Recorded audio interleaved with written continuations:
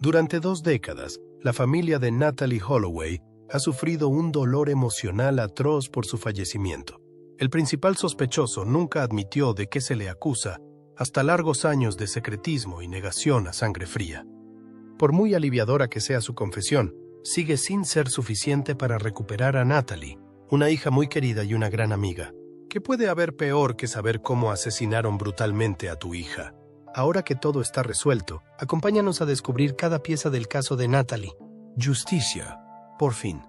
Si estabas por aquí, a principios de la década de 2000, probablemente recuerdes la cara de Natalee Holloway. Su sonrisa estaba en todos los canales de noticias, su nombre en todos los titulares. Tenía 18 años, acababa de graduarse en el Instituto de Alabama y en lo que se suponía que iba a ser un viaje de celebración a Aruba con sus compañeros de clase en mayo de 2005. Pero lo que empezó como una escapada soleada se convirtió en una pesadilla, una que perseguiría a su familia y cautivaría al público durante las 2 décadas siguientes. Durante años nadie supo exactamente qué había pasado. Hubo rumores, sospechosos, callejones sin salida e innumerables especiales en los medios de comunicación. Todo el mundo tenía una teoría. El caso parecía congelado en el tiempo. Un desgarrador interrogante que se negaba a ser respondido. En el centro de ese misterio había un hombre, Joran van der Sloot. Fue la última persona vista con Natalee y rápidamente se convirtió en el principal sospechoso. Pero sin un cuerpo ni pruebas concretas, nada se sostenía. Avanzamos hasta 2023 y, de repente, todo cambió, casi de la nada. En una tranquila sala de un tribunal de Birmingham, Alabama, por fin se supo la verdad. Y era aún más oscuro de lo que la mayoría imaginaba. Como parte de un acuerdo de culpabilidad por cargos de extorsión no relacionados, Joran finalmente confesó, no solo de saber lo que pasó, sino de matarla. Según su confesión, intentó hacer proposiciones sexuales a Natalee en la playa. Ella lo rechazó, y él la golpeó hasta matarla con un bloque de hormigón. Luego empujó su cuerpo al mar. Así de simple, sin dramas ni misterios, solo la cruda y terrible verdad. Para Beth Holloway, la madre de Natalee. El momento fue tan surrealista como estremecedor. Llevaba 18 años buscando respuestas, siguiendo pistas que no llevaban a ninguna parte, esperando un gran avance. Y aquí estaba, por fin, no de la justicia de Aruba, no de nuevas pruebas, sino de boca del hombre que la había atormentado todos estos años. ¿Se acabó?, dijo. Joran van der Sloot ya no es sospechoso. Es el asesino. Había cierta fuerza en su voz, pero aún se podía oír el dolor detrás de ella. El cierre es algo complicado. A veces trae paz, a veces reabre heridas. Y si te estás preguntando por qué estaba en la corte en Alabama, aquí está la parte salvaje. No fue por el asesinato de Natalee. Fue porque en 2010, Joran trató de extorsionar a Beth Holloway por $250,000, ofreciendo revelar dónde estaba el cuerpo de Natalee a cambio del dinero en efectivo. Ella le dio un anticipo, y él le dio vidas. Eso fue lo que finalmente hizo que lo extraditaran de Perú, donde ya cumplía una condena de 28 años por asesinar a otra mujer, Stephanie Flores. En 2010, resulta que no se limitó a Natalee. La confesión. Desde el principio, van der Sloot desempeñó un papel central en el misterio que rodea la desaparición de Holloway. Fue la última persona conocida que estuvo con Natalee la noche del 30 de mayo de 2005, cuando la joven de 18 años, graduada en un instituto de Alabama, desapareció durante un viaje a Aruba.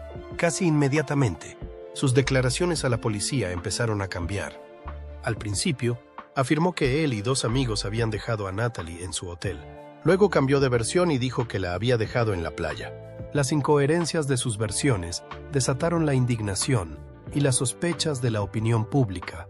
Pero, a pesar de los exhaustivos registros e interrogatorios, no surgieron pruebas concluyentes. En los años siguientes, van der Sloot siguió apareciendo en la escena pública, a menudo ofreciendo información sensacionalista, pero no verificable sobre lo ocurrido aquella noche. En 2008, el periodista holandés Peter R. de Vries grabó en secreto a van der Sloot, que parecía admitir haber estado presente cuando Natalee murió y haberse deshecho de su cuerpo. Sin embargo, cuando se le confrontó, descartó la grabación como una invención.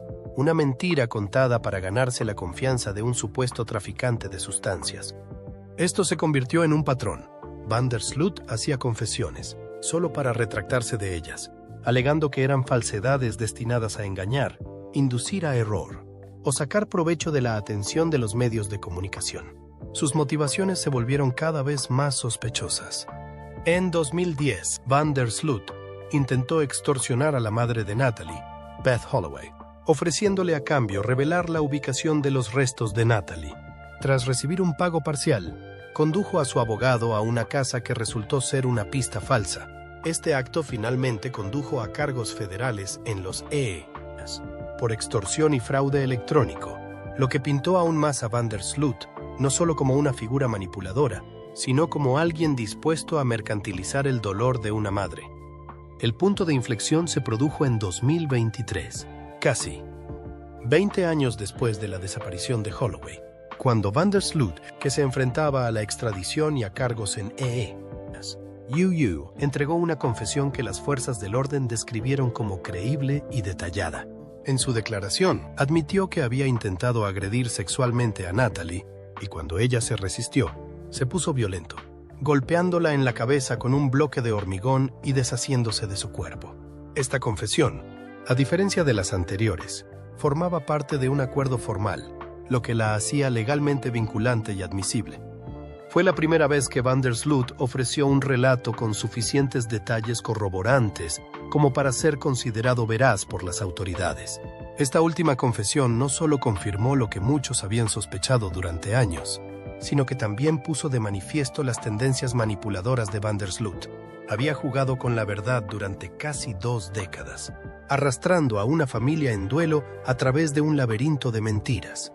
La naturaleza de su confesión, fría, carente de emoción y de remordimientos, permitió descubrir a un individuo profundamente perturbado, cuya necesidad de control y atención a menudo superaba su voluntad de decir la verdad. No fue solo una revelación de culpabilidad, fue la culminación de una larga campaña de guerra psicológica. La confesión de Joran Van der Sloot en el caso de Natalie Holloway no es tanto un momento de justicia como una amarga confirmación. Cierra un capítulo, pero ofrece poco consuelo, ya que subraya cuánto tiempo ocultó la verdad y el dolor que infligió en el ínterin. La historia no trata solo de un crimen. Trata sobre la manipulación de la verdad, el uso de la incertidumbre como arma y la exposición tardía de la conciencia de un asesino, enterrada durante mucho tiempo bajo capas de engaño. Fue un largo camino hasta llegar a la confesión del sospechoso. ¿Sabías que había varios nombres implicados además de Joran? El 5 de junio, las autoridades arubanas detuvieron a 2 antiguos guardias de seguridad, Nick John y Abraham Jones, como sospechosos del secuestro y asesinato de Natalie Holloway. Ambos habían trabajado anteriormente en el Hotel Allegro, que en aquel momento estaba cerrado por reformas.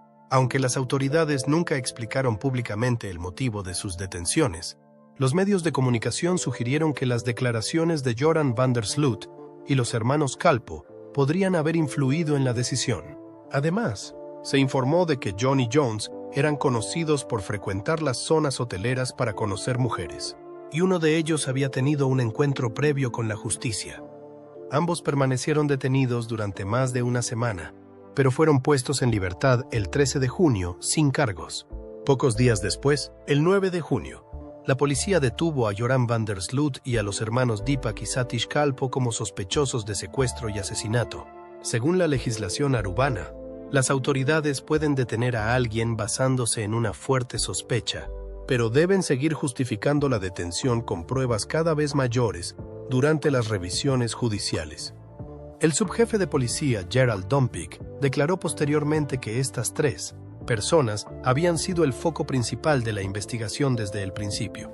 La vigilancia policial, las escuchas telefónicas y el seguimiento del correo electrónico comenzaron 3 días después de que se denunciara la desaparición de Holloway. Sin embargo, Dompik también señaló que la presión de la familia de Holloway hizo que las autoridades actuaran antes de lo previsto y detuvieran a los sospechosos antes de reunir más pruebas. El 11 de junio, David Cruz, portavoz del ministro de Justicia de Aruba, anunció erróneamente que Natalie había muerto y que las autoridades sabían dónde estaba su cadáver. Posteriormente se retractó, alegando que había sido mal informado. Esa misma noche, Dompik declaró a Associated Press que uno de los sospechosos había admitido que algo malo le había ocurrido a Natalie después de que la llevaran a la playa y que la policía estaba siendo conducida al lugar de los hechos. Al día siguiente, los funcionarios de la fiscalía no confirmaron ni desmintieron esta afirmación, limitándose a declarar que la investigación había alcanzado una fase crítica. El 17 de junio, una sexta persona, el disc jockey local Steve Gregory Crowes, fue detenido tras ser implicado por uno de los sospechosos originales. Luego, el 22 de junio, el padre de Jorah, Paulus van der Sloot, fue detenido para ser interrogado y arrestado brevemente. Tanto Crowes como Paulus fueron puestos en libertad el 26 de junio. Durante todo este tiempo, las historias contadas por los sospechosos cambiaron varias veces. Los tres acabaron afirmando que Joran y Natalie fueron dejados en la playa, cerca del Hotel Marriott, y que los hermanos Calpo los dejaron allí.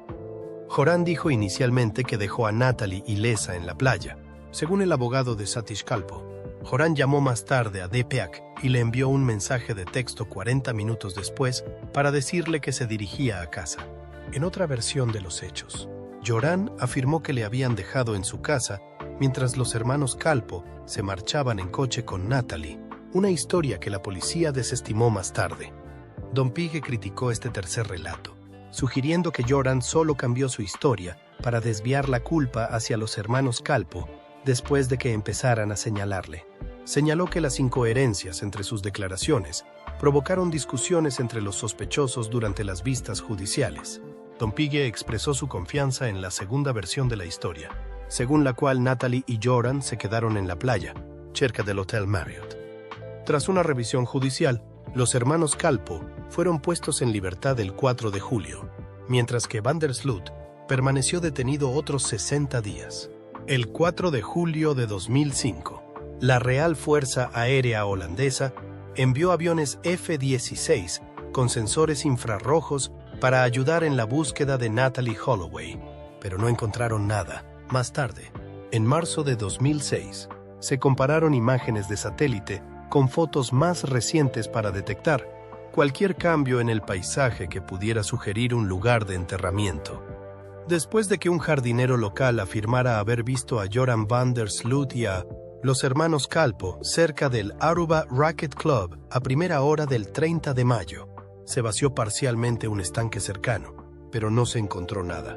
Otra pista vino de un corredor que dijo que vio a hombres enterrando a una mujer rubia en un vertedero que ya fue registrado una vez. Las autoridades registraron el vertedero 3 veces más con perros rastreadores de cadáveres, pero tampoco encontraron pruebas.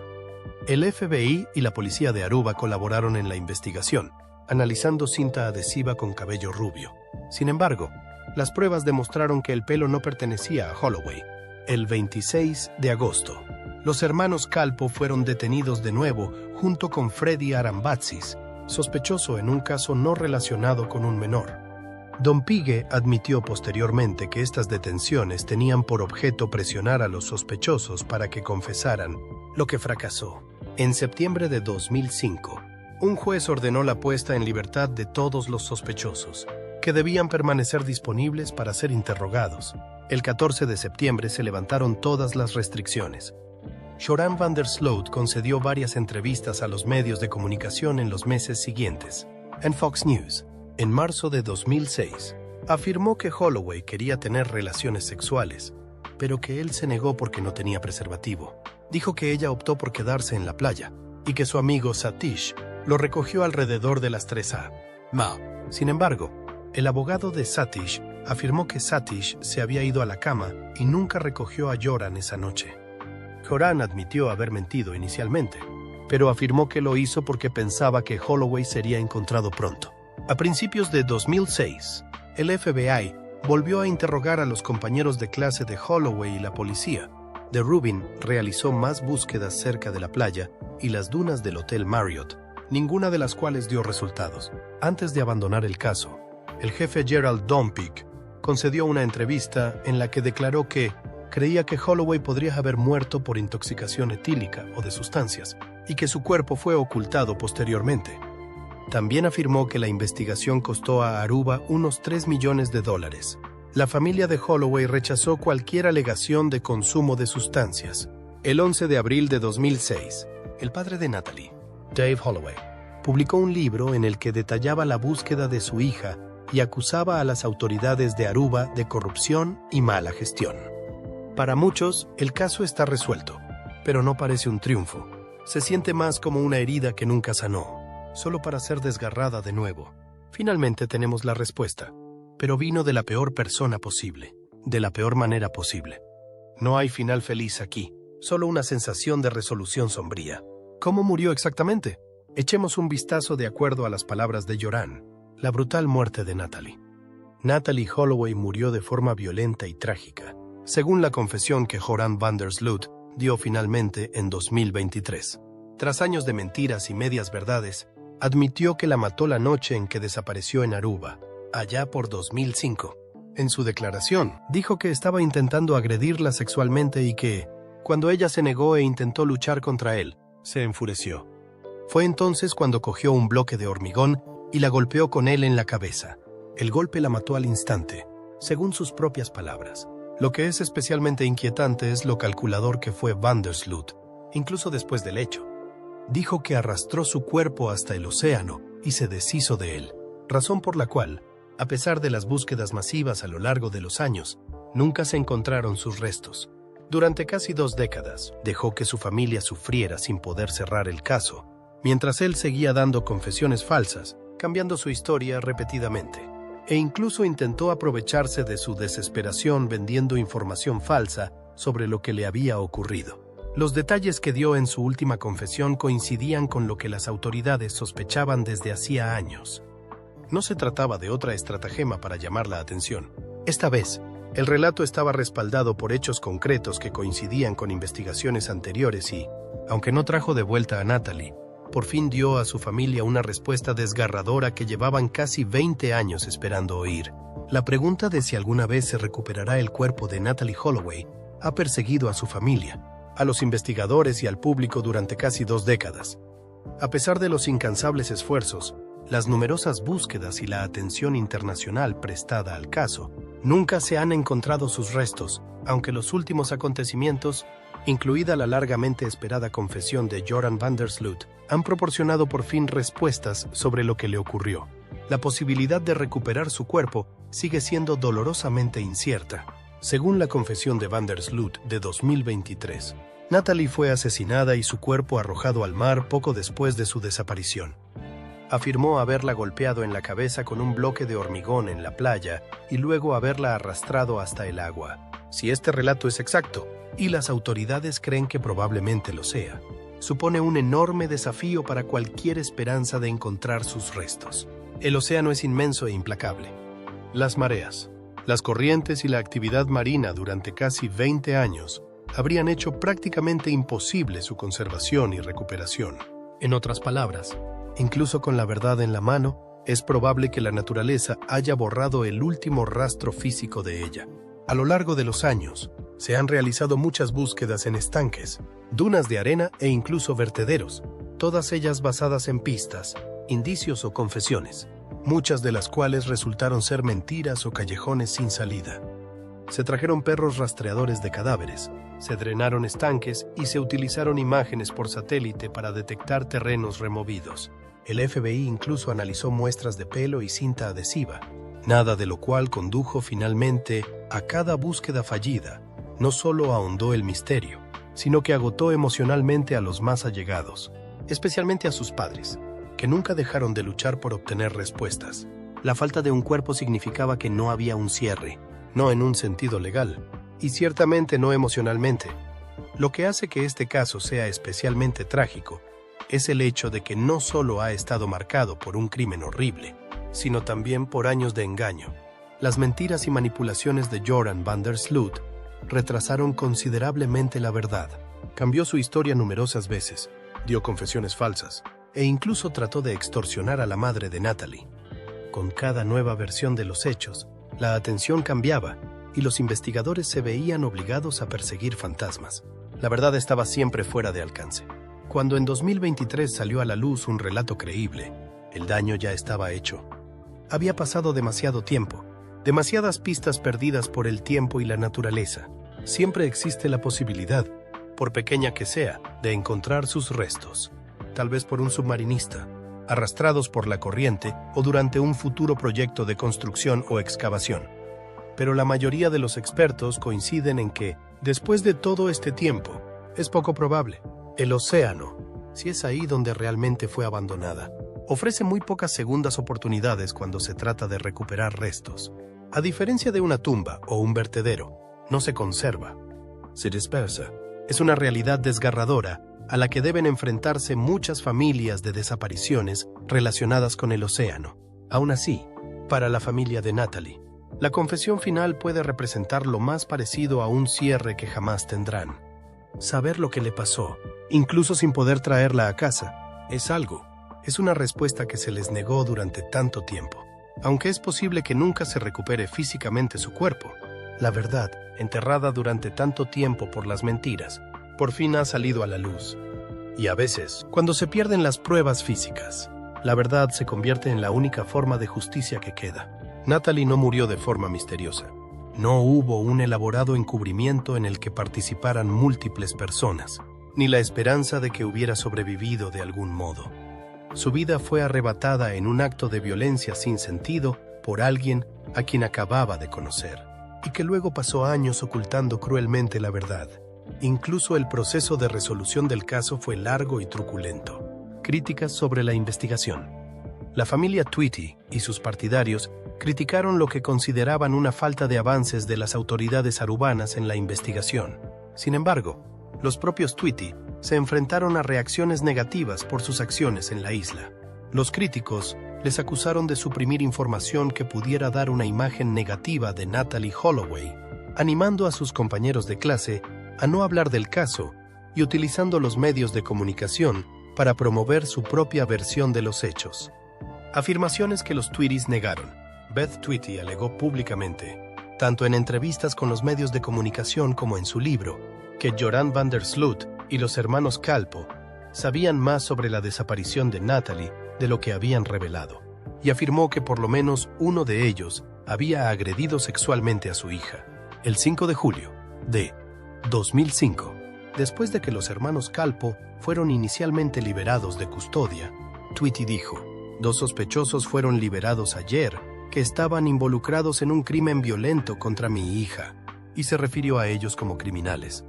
Esa misma tarde, unos 200 arubanos protestaron ante el tribunal de Oranjestad con pancartas en las que se leía: "Inocente hasta que se demuestre lo contrario" y "Respeta nuestras leyes holandesas o vete a casa".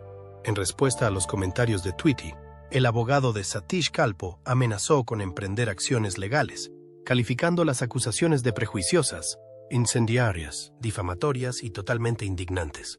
El 8 de julio, Tweety emitió una declaración pública en la que expresaba que sus comentarios estaban motivados por la desesperación y la frustración, y pedía disculpas al pueblo y a las autoridades de Aruba por cualquier ofensa causada. En 2007, Beth Tweety publicó Loving Natalie, el testamento de esperanza y fe de una madre. Ese mismo año, apareció en el programa Nancy Grace, reiterando su convicción de que Joran van der Sloot y los hermanos Kalpoe eran los responsables del crimen. Insistió en la necesidad de seguir presionando para que se haga justicia, y dijo: "Si nos rendimos, no pasará absolutamente nada". Después de que un programa de televisión holandés de Peter R. de Vries emitió grabaciones de video que implicaban a van der Sloot, Tweety mantuvo que las imágenes describían fielmente los acontecimientos que rodearon la desaparición de Natalie. En una entrevista con el New York Post, declaró su creencia de que su hija podría seguir viva si van der Sloot hubiera buscado ayuda. Le acusó de arrojar el cuerpo de Natalie al mar Caribe, posiblemente cuando aún estaba viva. Tweety también alegó que Joran se había puesto en contacto con su padre, Paulus van der Sloot, quien ayudó a orquestar el encubrimiento. La familia Holloway alegó además que van der Sloot estaba recibiendo un trato preferente por parte de la justicia arubana. Después de que un tribunal decidiera no volver a detener a van der Sloot, Tweety comentó: "Su vida es un infierno", y más tarde dijo: Me parecería bien que Joran fuera a la cárcel en el Midnight Express. En respuesta a la desaparición de su hija, Tweety fundó la International Safe Travels Foundation, una organización sin ánimo de lucro destinada a educar al público sobre la seguridad de los viajes internacionales. En mayo de 2010, anunció la apertura del Centro de Recursos Natalee Holloway en el Museo Nacional del Crimen y el Castigo de Washington, D.C. El centro, inaugurado el 8 de junio, se creó para ayudar a las familias de personas desaparecidas. Aunque los Holloway se opusieron inicialmente a un boicot de viajes a Aruba, cambiaron de postura en septiembre de 2005. Beth Tweety instó públicamente a los estadounidenses a evitar viajar a Aruba y otros territorios holandeses debido a la preocupación por la seguridad de los turistas. En una conferencia de prensa celebrada el 8 de noviembre, el gobernador de Alabama, Bob Riley, y los Holloway hicieron un llamamiento al boicot. Riley también se puso en contacto con otros U.S. Los gobernadores de Georgia y Arkansas se sumaron a la iniciativa. El ayuntamiento de Filadelfia aprobó una resolución en la que pedía al gobernador de Pensilvania, Ed Randall, que se uniera al boicot, aunque este se negó y no hubo ningún apoyo federal. Algunos miembros de la delegación de Alabama en el Congreso apoyaron el boicot, entre ellos 2 senadores y el representante Spencer Bachus. El senador Richard Shelby escribió a la Sociedad Americana de Agentes de Viajes para expresar su preocupación por la seguridad de los viajeros estadounidenses, UU, en Aruba, afirmando que no podemos confiar en que estaremos protegidos mientras estemos en Aruba. En respuesta, el primer ministro de Aruba, Nelson Oduba, defendió a los investigadores de la isla y criticó el boicot por absurdo e irresponsable, afirmando que no somos guerrilleros, no somos terroristas, no suponemos una amenaza para Estados Unidos ni para Alabama. Las comunidades turística y empresarial de Aruba, junto con funcionarios del gobierno, formaron el Grupo de Trabajo de Comunicaciones Estratégicas de Aruba para contrarrestar las imágenes negativas de la isla. El grupo, que incluía a representantes de la Asociación de Hostelería y Turismo de Aruba y de la Autoridad de Turismo de Aruba, emitió declaraciones y participó en apariciones en los medios para oponerse al boicot y defender la gestión del caso por parte de la isla. Sí, los medios de comunicación desempeñaron un papel enorme en las narrativas, e incluso la prensa no hizo justicia a Natalee desde el principio. Cobertura mediática. Cuando Natalee Holloway desapareció, los medios de comunicación no tardaron en hacerse eco de la noticia y ya no la soltaron. Desde el momento en que se denunció la desaparición de la adolescente de Alabama, su rostro estuvo en todas partes. Los canales de noticias por cable, especialmente en UU, se hicieron eco de la noticia las 24 horas del día. Durante semanas e incluso meses, parecía que no se podía encender la televisión sin oír el nombre de Natalee. Lo que empezó como un caso local de desaparición se convirtió rápidamente en un espectáculo mediático internacional. Gran parte de la atención que recibió el caso se debió a que reunía todos los elementos en los que suelen fijarse los medios de comunicación. Una joven blanca y atractiva desaparece durante un viaje de fin de curso a una isla tropical. Era un relato convincente, y las cadenas de noticias se apoyaron en gran medida en el atractivo emocional. La madre de Natalee, Beth Holloway, se convirtió en el rostro público de la búsqueda, abogando incansablemente por su hija en programas como Nancy Grace, Larry King Live y The Today Show. Su dolor era crudo, y su persistencia en la búsqueda de respuestas llegó a los titulares en repetidas ocasiones. Los medios de comunicación siguieron todos sus movimientos en Aruba, a menudo en tiempo real.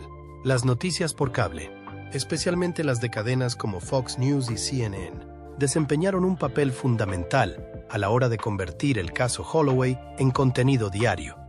Los programas emitían segmentos en los que se especulaba sin cesar sobre posibles sospechosos, motivos y teorías, muchas de las cuales no se basaban en hechos verificados. Hubo constantes entrevistas con familiares, amigos e incluso personas que no tenían ninguna relación real con el caso. Joran van der Sloot, el principal sospechoso, se convirtió en un nombre conocido en gran parte debido a esta incesante exposición mediática. Algunos reportajes se adentraron incluso en el terreno de la prensa sensacionalista, presentándolo como el villano de una especie de drama televisivo. Aunque esta intensa atención contribuyó a mantener la presión sobre las autoridades de Aruba para que continuara la investigación. También suscitó críticas. Muchos señalaron la cobertura desproporcionada que recibió Holloway en comparación con otros casos de personas desaparecidas, en particular los de personas de color. El término síndrome de la mujer blanca desaparecida empezó a cobrar fuerza en esa época, cuando la gente empezó a reconocer el patrón de los medios de comunicación, que se centraban en gran medida en las víctimas jóvenes, blancas, de clase media o alta, mientras ignoraban a las demás. Los funcionarios y la población local de Aruba también tuvieron una relación complicada con el frenesí mediático. Al principio, algunos acogieron con satisfacción la atención, con la esperanza de que ayudara a resolver el caso. Pero con el tiempo, las frustraciones aumentaron. Las autoridades de Aruba fueron criticadas justa e injustamente en los medios de comunicación, y muchos habitantes de la isla sintieron que su isla estaba siendo injustamente retratada. Incluso se produjo un descenso del turismo como consecuencia de la prensa negativa. La cobertura mediática sugería a menudo un nivel de corrupción o incompetencia en la policía local, lo que provocó tensiones entre EEs y los funcionarios arubanos. Con el tiempo, la narrativa de los medios de comunicación pasó de intentar resolver la desaparición de Natalie a examinar los fallos de la propia investigación. Cuando se producían novedades, por pequeñas que fueran, se convertían en noticias de última hora. Y cada vez que Joran van der Sloot decía algo, ya fuera una confesión, una retractación u otro giro extraño, aparecía en primera plana. Los medios de comunicación no podían dejar de lado el caso, y en cierto modo, tampoco el público. La historia se había convertido en algo más que una persona desaparecida. Era una obsesión mediática. Incluso años después, cada nueva información, especialmente cuando van der Sloot fue detenido por otro asesinato en Perú, o cuando finalmente fue extraditado a EEs. El caso volvió a ser el centro de atención. Documentales, programas sobre crímenes reales e incluso especiales de televisión dramatizados mantuvieron la historia de Natalie en el punto de mira del público mucho después de que desapareciera la cobertura informativa diaria. Plataformas como Dateline, NBC, 2020 y los servicios de streaming revisaron el caso en múltiples ocasiones, tratando de reconstruir lo que realmente había sucedido.